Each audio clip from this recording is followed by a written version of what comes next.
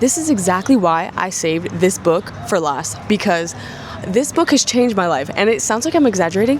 This book has changed my performance this year. I am a different person this year thanks to this book. If you've watched my channel for a while, you know that I'm a little obsessed with getting better. Better technically, better physically, better mentally. And over the last few years, I've read a lot of sports psychology books. More than I can count. I have been into not even just sports psychology, but just self-help books. That's all I read, honestly. Problem is, most of them are basically the same book. Like, seriously. Different cover, same message, work hard, play harder. These 4 books were different for me. Actually, these books genuinely changed how I think about performance, how I think about mistakes, pressure, focus, and how I've become more confident throughout the years. If you've ever struggled with overthinking, comparison, confidence, or performing under pressure, I think at least maybe one of these books of the 4 that I'm going to tell you about could help you. So let's start with the one that punched me in the face first, and maybe I think the first one I've read. This is one I read right before going to college. Picture this. It's going to be my freshman year in college, okay? And what that means is I'm 17 years old, going to move to the States for the first time, living abroad for the first time, being slapped in the face by American college soccer, which, if you don't know, more physical, more athletic. You can't really read too many books on how to be prepared for something like that. Great experience, by the way. But I read the book Relentless by Tim Grover. So this book made me uncomfortable, and that meant that it was a sign that I needed to read that book. So growing up, I had a huge obsession over Kobe Bryant. Loved his work ethic, motivation, mentality, Mamba mentality, all that. Loved to get to know every single detail about him because I wanted to be him, honestly. He set the standard for all of us athletes. If you don't know who Tim Grover is, he was the trainer behind some of the greatest athletes ever, like Kobe Bryant, like Michael Jordan. So when someone who spends decades around the best athletes of the world and writes a book about mindset, I'm listening. The main idea of this book is that there's a difference between being good, being great, and being relentless. So Tim talks about coolers, closers, and cleaners, 3 different types of people. So not to spoil the whole book for you, but a cooler is someone who's solid, they do their job. A closer is someone who performs under pressure, and a cleaner is different. So a cleaner expects pressure, and there's someone that wants the ball when everybody's nervous, and they embrace pressure. Growing up, I didn't have much confidence. Like, I literally didn't want the ball. And now it is a complete 360. Like, there's nothing more that I want, which is the ball. When I read that, I immediately thought about players who always want the ball in the biggest moments. They're not hiding. Like, they're demanding responsibility, okay? Because they know they could change the game with it. It's a really good book because it talks about habits that Kobe had and mindset tricks of Michael Jordan. And one line that stuck with me was, cleaners don't compete with other people. Cleaners compete to their own standards, okay? So instead of seeing other people as threats, they look at themselves like it's me versus me. Me versus my ideal self, me versus my standards. And in the college game and in the professional game, there is so much comparison. It is so easier than not, actually, to fall into the comparison trap. Comparison is the thief of joy. Every day you're with your teammates and you see how they're performing, you see how you're performing, and it's so easy to compare yourself to them. I hope you didn't hear that. That was someone honking. By the way, I am doing this outside because it's nice to do something different outside. It's gonna rain really soon, so I hope I can finish this video before it rains. Real competition is who I was yesterday or who I want to be in the future. There are days in football where you feel absolutely amazing. And then there's obviously days where you don't feel as amazing. Of course, you don't need to be motivated, babe. All you have to do is be disciplined. And I'm making it sound easy, but discipline alone doesn't solve the biggest struggles that most athletes face, which is confidence. Book number 1, Relentless by Tim Grover. This second book is, I think, the Bible for mental performance. Like, I remember using it kind of as like a dictionary. When I first had this book, I read it from front to back, like one does. But now I just pick it up, kind of like a dictionary of what I need to do in that moment. Let me try to explain this. So let's say if I'm struggling with how to have a pregame routine. You go in the index and you look at pregame routine. Boom. And I read that little section on pregame routine. So The Champion's Mind by Jim Afremow. It was one of the first books I read that made me realize that confidence is a skill. And this book gives you tangible tips on how to boost your mental performance and how to target different aspects of your mental performance. It's so cool. There's a section in this book where it talks about Olympians and the gold medal standard, and it's awesome. I used to think that confidence is something that you do or don't have. That is not true. It is a skill that you develop, okay? And there's so many cool different sections. Like, there's a self-talk section. So Jim Afremow talks about how you should pay attention the way you speak to yourself. Like, would you talk to your best friend after they made a mistake in the same way that you talk to yourself after you make a mistake? One of the most practical things I remember getting from this book is focusing on process goals. So process versus outcome. So instead of having your goal before a game be like, I don't know, score a goal, you can have your goal be check your shoulders before receiving, because that's something you can control. The only thing you can really control in life is your process, the way you go about things, your own actions. There's so many different factors on you scoring a goal in a game. The goalie maybe could make a mistake and then you could score, but also the goalie can have an amazing game and then you don't end up getting a goal. So by you focusing on the process, that's what allows you to be successful and more oriented towards getting the outcome that you eventually want. So it's not like, okay, I need to make the team or I need to win the game. No, those are technically out of your control. But what is in your control is sprinting back after losing possession or communicating after every play. Or during every play, should I say. And as a footballer, confidence feels fragile when it's tied to results. So this book helped me tie confidence to preparation instead. We have this book at our training facility at the Roses today, and I look through it every once in a while because sometimes I'm like, oh, there's also a section, wait, I just got really excited. There's also a section about different parables. No, maybe not parables. Fables?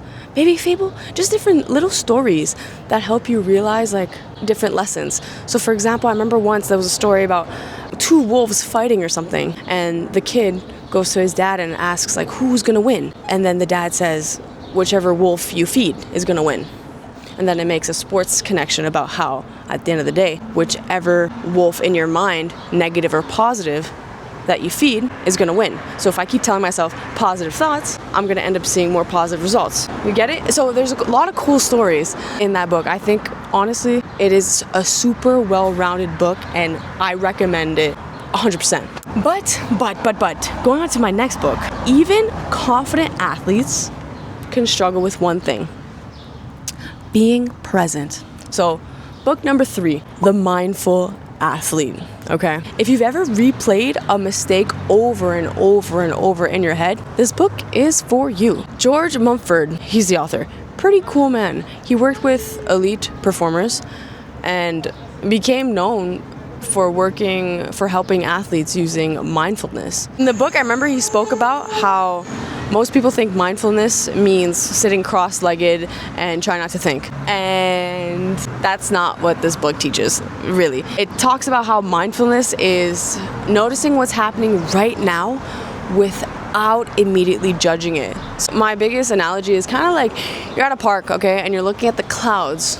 The clouds represent your thoughts. You just see the clouds passing by. Don't judge it, just notice. Oh, this is a big cloud, okay. Oh, this is a darker cloud. Just noticing it as it passes by without attaching yourself to a cloud and following it through. So what's cool about this is that, let's say in football world, right? Let's say you misplace a pass. Instead of thinking, oh my God, I'm terrible, you would just think, I misplaced a pass. That's data. You know, like you misplaced a pass. Right? So it's basically the space between the event and your reaction. So one of the biggest lessons I got from this book is that there's a gap between what happens and how we respond. Recently, I'm not gonna lie, I have been getting a bit more frustrated with myself And maybe that has to do with how my meditation practice has been a bit shorter nowadays. Sometimes I cut it to 5 minutes instead of the usual 10 I've been doing. But my meditation practice really has been helping me. I've been meditating since I've been 14 years old. It's one of the coolest things I have to thank myself, my 14-year-old self, for. Because starting to meditate at 14 years old, I'm really lucky that I started. Because my gap between response and reaction, or event and reaction, is different. It's slower. But recently, I have been meditating a bit less than I usually do. I think 10 minutes is a sweet spot for me, 10 to 12 minutes. And I've been getting frustrated recently. I've been not staying fully present in the moment sometimes in training. I'm definitely better in the game, but in football, mistakes are guaranteed. The players who recover quickest usually perform the best over 90 minutes. This brings me to the book that changed everything for me, and I attribute a lot of my success to this book. And if you thought it was this book over here, actually, you're wrong, but sorry, that was kind of rude. I'm gonna go get the book I'm talking about because I have this book on deck at all times. Can you tell what book this is? Oh my gosh, so yeah, this is The Inner Game of Tennis, everybody. Let me show you. Boom! The Inner Game of Tennis by W. Timothy Galway. This is the absolute 100% best book I've ever read. I recommend this book to every single person. This is exactly why I saved this book for last, because this book has changed my life. And it sounds like I'm exaggerating. This book has changed my performance this year. I am a different person this year thanks to this book. It's not about tennis, by the way. It says The Inner Game of Tennis. It's not about tennis. I genuinely think every athlete should read this. It's about performance, okay? I could talk about this all day, but you got places to be. I got people to see. But okay, let me tell you. Take a seat. There are two versions of yourself that the author explains. Self 1 and Self 2. Self 1 is the voice in your head. The judgmental voice, the critical voice, the voice. You know, the don't mess up, why did you do that?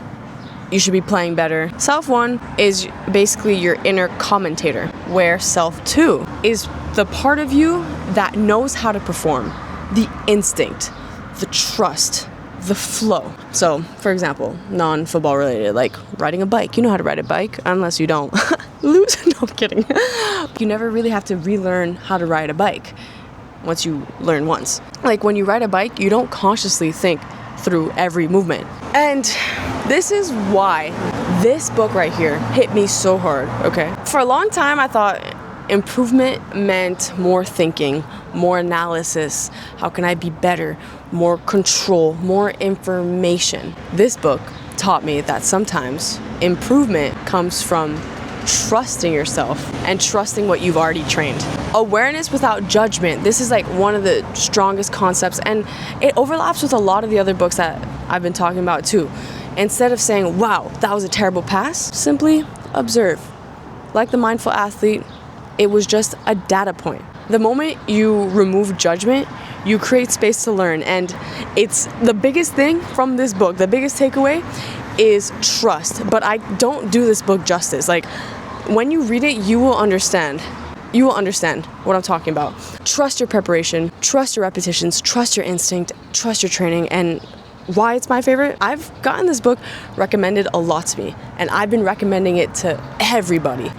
So our préparateur mental at the Roses, it's made me perform with less resistance, less tension, and honestly, you'll see it when you read it. It tells you how to deal with Self 1, how to notice Self 1, and how to truly unlock Self 2. Because Self 2 is flow. Self 2 is just being. Human being, not human doing. I need to get a copy for myself. Shout out to Magali Gagne, but she lent me this book. What's interesting is that all 4 books teach slightly different things. Relentless taught me about standards and habits, high performance habits. The Champion's Mind really helped me dive into confidence. The Mindful Athlete taught me about presence. And then The Inner Game of Tennis taught me about trust. And the older I get, the more that it is emphasized that, you know, football is a mental game disguised as a physical one. If you're wondering what this book is, this book, I would recommend it. Didn't make my top 4 because The Artist's Way would make my top 4. The Artist's Way, it's a book I'm reading right now, so I didn't want to recommend it yet because I didn't finish it. But honorable mention to The Artist's Way. I truly think that book also changed my life, but I want to fully finish reading that book before I recommend it. But this is also another creativity book. I think I mentioned to you guys that this year my theme is creativity and allowing yourself to express, and that we're all artists. As footballers, we're artists. As high performers, we're artists. And just allowing self to take its course. So yeah, it's not even trying harder, it's just letting go. But thank you so much for following along. I appreciate you watching till the end. Message I have for my future kids is read, read, read. What you consume is what you end up becoming. So consume yourself with books. If you have any recommendations, I'd love to hear any recommendations in the comments. But these were my 4 recommendations that I suggest all athletes, high performers, and anyone looking to gain a little bit of an edge. I think even if you don't play sports, reading books like these truly help you unlock something special within you. So keep reading, kids. Keep reading. I have a little quote on my wall that says more books, less screens. So yeah, gotta stick to that quote. But I'll see everybody in the next video. Au revoir. See, I love making videos.